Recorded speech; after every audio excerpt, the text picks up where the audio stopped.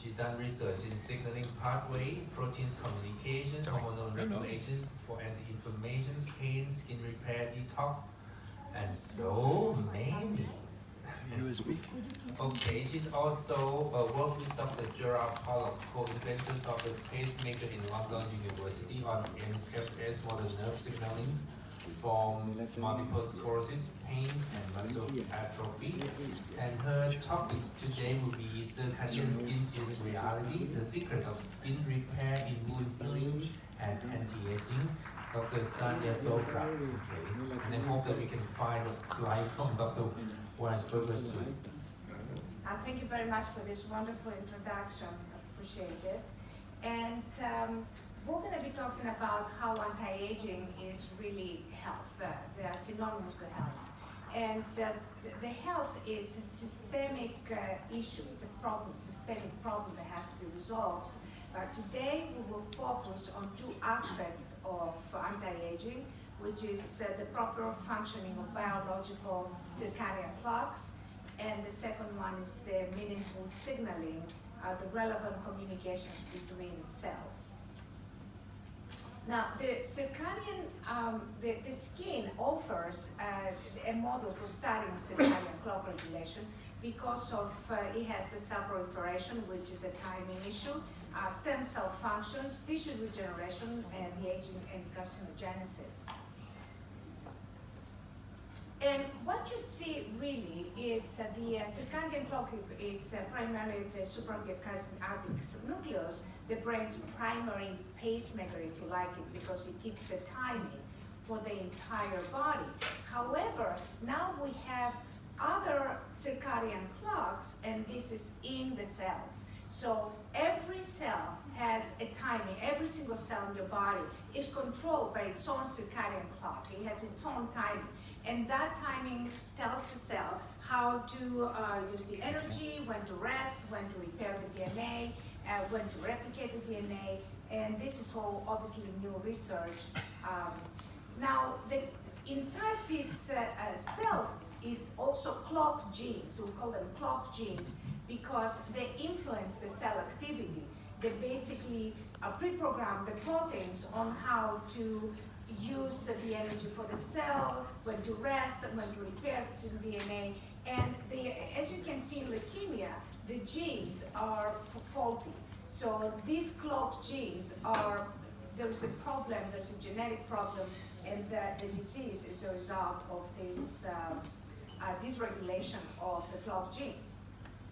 Now, very interesting, their circadian genes they correlate each other with the genes that are similar to them. For example, on the positive arm of the clock at the sunrise, all of these genes correlate with each other. However, they have a negative correlation with the genes of the opposite spectrum of the negative arm of the clock of the CT10 and CT18. And disruption of the cellular circadian rhythms is followed by disruption in cellular communications. It's very much like traffic, there's no lights, there's no traffic lights, and the whole thing, because it's not that timing aspect of the traffic lights of the red and the green, the entire traffic is thrown into chaos. Now, here is a problem. The same signal that is emitted at different times can also enhance or it can suppress cancer, the exact same signal. So the timing issue is extremely important. There is another aspect on this timing thing. It's the development of the human development that is also based on these circadian cellular clocks. And the cells multiply and die within specific times. Then you have a cluster of resonance cells that make organs, and of course the organs develop, interact to make a person, an individual. And what is very interesting about this that you need to kind of focus on is that the arrow of complexity goes only one way.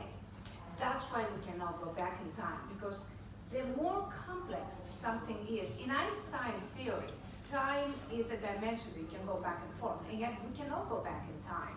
So there is now in the University of Maryland that they can use computerized programs to sort of try to reverse time. And what however is the bottom line of this is that the smaller the mechanism, the easier it is to go back in time and basically repair itself, regenerates itself, go back. Like an enzyme, here is an enzyme that has been instructed to kind of fix the double helix and repair a broken strand of DNA. But a broken cup cannot go back into being a whole cup again. So basically, time reversal is only possible on the smallest scale. And this is now new physicists that have just reversed time and they're looking, and they're only using quantum computers and quantum physics, and that time reversal is possible in that sense, but only the smallest scale. Now, in conclusion, in order to succeed in anti-aging medicine, you want to reverse time, right? You want to go back to looking younger. So in order to do that, you cannot look at the individual, all the organs, all the layers of skins. We have to go much deeper, because the higher the level of complexity, the more unlikely the time reversal process. So we can only focus on molecular mechanisms, what quantum physics has given us, and that's a book by Robert Sachs on the physics of the reversal. And the molecular mechanisms, actually, they are very, they're able to focus and change themselves routinely. For example, GDP becomes GDP or GAP. ATP starts from AMP, which one phosphate, and it adds and phosphate becomes ATP. And this thing is like a cycle that goes, they go back and forth in time routinely. Unlike us, it's impossible. Genome rearrangements, you can see this is like a billiard table when all the balls are kind of spread out and then they're collected back together. And this is sort of a genome rearrangement, it's a sorting by reversal, we call it. Now that's another aspect. This is how you can reverse time through resonance. And you can see the resonance process kind of, you start with a semicircle and then it ends up with a whole circle. And this is happened through resonance. And what is resonance? It's basically putting on two different molecules to make a hybrid. Basically, the hybrid is what was previously. Now, this is an example of how a donor emission and an acceptor emission make what we call the fret. And this is basically the hybrid that's made out of resonance. This is all how you can reverse aging in anti-aging, but it has to be at the molecular level. Here, the resonance energy, what you need to remember is that there is a transfer that is non-radiating. It's a quantum mechanical process that does not require collision and does not involve reduction of heat. And as you can see here, there is in the microscope how this protein has changed into this. This is like a resonance process, and how it has changed this whole protein structure. Of course, the resonant energy transfer is very complex. You can see this microscope that's extremely, extremely complex. And it's possible today. It's possible to change things through resonance, through this aspect of resonance. And the reason why we want to do it that way is because, for example, radio frequency, what it does, because it produces heat and also lasers, what they do, they basically denatural both proteins and DNA. So you end up with more damage at the molecular level than you had previously. So what we want basically to renature the DNA and the proteins in order for the aging, the anti-aging to occur, in order to go back in time. So what signaling does, our research focuses on the investigation of biosignals and how timing affects their meaning within the biological network.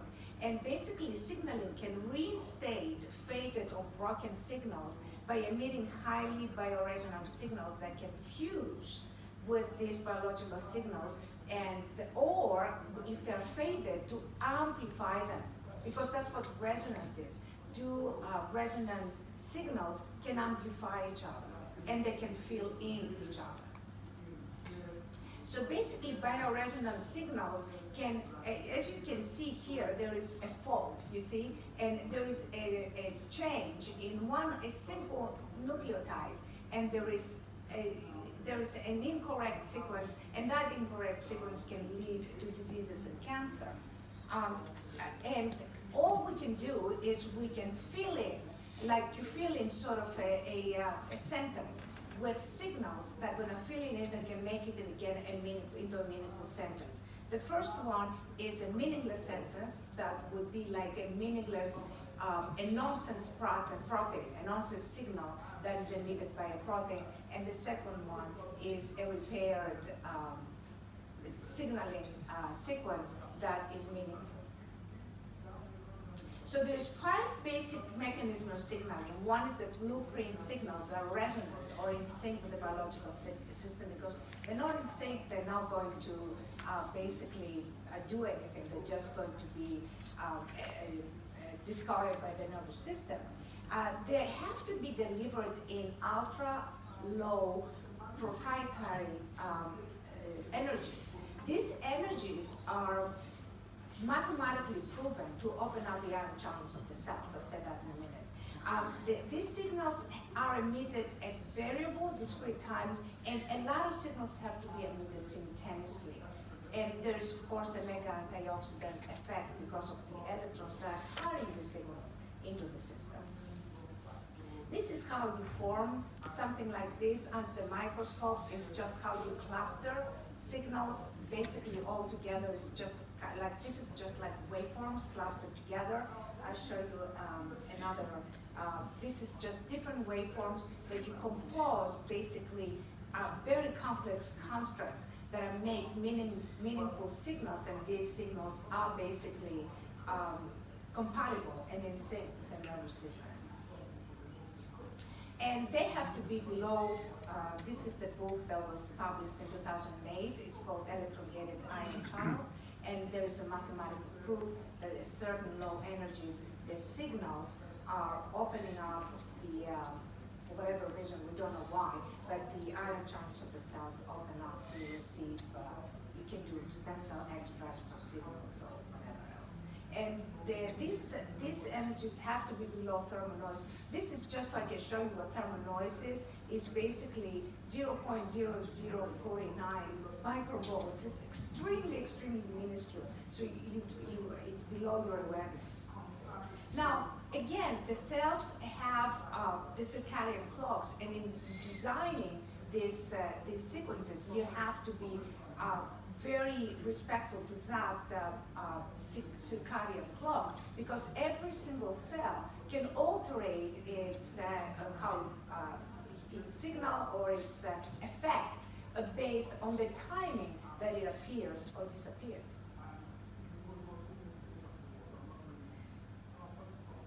And there is the Nobel Prize in Physiology or Medicine in 2017 that was given to a number of investigators for the molecular mechanisms that control the circadian rhythms, and how these molecules basically start at the molecular level, but they really control the your entire existence, your entire body. Recent studies have already linked skin circadian clock to psoriasis. Psoriasis is inflammation due to disruption of signals delivered at the time schedule outside the required range of cellular circadian clocks. And these are some clinical studies. This is a study from Singapore. There's another study on psoriasis, systemic treatments. And now zoster virus is also a problem in signaling, in the cell-side regulatory signaling pathways and disruption in that area. And this is a study again on herpes zoster. This is 2 treatments. 87-year-old lady.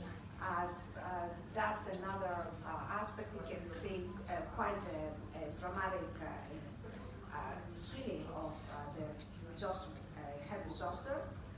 And now, so we can reverse the skin disorders and protein damage to the cellular level. Now, but can we really go back in time? Can we go a step further? Can you sort of unboil an egg? And the answer is yes, you can. And this is, again, through the molecular mechanisms, and by reversing the molecular mechanisms and the signaling, reinstating the signaling pathways. And this is the Nobel Prize 2015 that spoke about the sort of the toolbox of DNA repair and how unboiling an egg can lead to better cancer treatments. Basically, unboiling an egg meaning you get the proteins that have been denatured and then you renature them. You make the protein basically functioning again. So why focus on the timing and signaling of cells rather than the whole organs or organisms? Because the molecular mechanisms hold the secret of time reversal. And they do that routinely. They know how to do it. So this is what we need to target in order to do the true anti-aging. A broken cup cannot go back to being a cup. However, a molecule can change back and forth in time, like I showed you before, routinely. And why is it the broken cup cannot go back to being a whole cup? It's because once it's broken, the molecules have been thrown out in space, kind of thing. And it's very difficult to put them back together in its original sequence. A person is like a gestalt, it's more than the sum of its parts. So once it's going back, if we were going back in time, we would be completely scattered like these puzzle pieces, and it would be close to impossible to put the same thing together the way it was before. So we need to focus on these proteins, and refolding proteins occurs routinely inside the body under the supervision of the chaperone proteins, of course, but it can now be accomplished by technology. And there is this plasmon resonance that can accomplish this process. And there is other techniques that we can use, like the cyclic voltammetry, there is the chromonometry, and other techniques that can be used to sort of fold the proteins again. But what I want you to look at is, as you can see, do you see this kind of landscape of how, a wound and scar healing involves such a huge matrix of signals within signals, and it signals really within signals, that it's not an A to B relationship, it's a quantum physics relationship where A goes to Z, goes down to D, and it's kind of, it has to be it's a very different relationship than what we already have looked at. And this is some research on wound healing. This is from Maurice Lampe in Netherlands in Aruba. This is a liposuction. It's a necrotic wound, and after 6 treatments, started becoming healing. This is an accident wound. This man was told he will never grow nails, but he did. This is a study that I did. Wound healing for diabetic wound, again, Maurice Lampe from Aruba and also Netherlands. There was no reoccurrence of this wound, and this wound was going, it was not healing previously. So there was no reoccurrence after basically 1 year, the patient did not get the wound again. Now, keloid scars and stretch marks are also the results of untimely, unbalanced processes. It has been shown that keloids involve increased untimely activity in fibrogenic cytokines, such as TGBB1, IGF-01, interleukins, and others, and of course the regulatory genes such as P53. The same unbalanced and untimely processes are observed with aging, with the exact similar components, the interleukins, the TGF-B1, and so on and so forth. Now, this is a keloid scar after liposuction. This is again a study by Dr. Lampe, and it's 6 treatments. This is actually one treatment in 20 minutes. You can see a decrease of the scar here. Over here, you can see it has started healing a little bit, but it's only one treatment. Newer scars do heal much faster. And this lady had 6 months. She had a cesarean 6 months ago, and we could see within 20 minutes quite a big effect. So the same thing, of course, with stretch marks. This is only one treatment 20 minutes later. And again, so anti-aging it can be via the protein renaturation, and and it has to be through the parameters of time, actually. And can we see that? Can we measure that, or is it just theory? Yeah, no, we can actually measure it with the second virial coefficient, so we can actually see the problem with renaturing is the aggregation of proteins. They just get together like tangled up like strings. And so the negative SVC will show you that the aggregation has increased, so there's going to be a poor renaturing result. And the positive SVC indicates a positive protein-to-protein interaction, and where the aggregation of proteins decreases, and therefore you're going to have a protein refolding that is successful. And with this, I conclude the lecture. Thank you very much. Alright, so since time is up, we don't have time for the questions, but I believe Dr. Sofra will be around to answer questions afterwards. I'm not sure which one going to be next because we skipped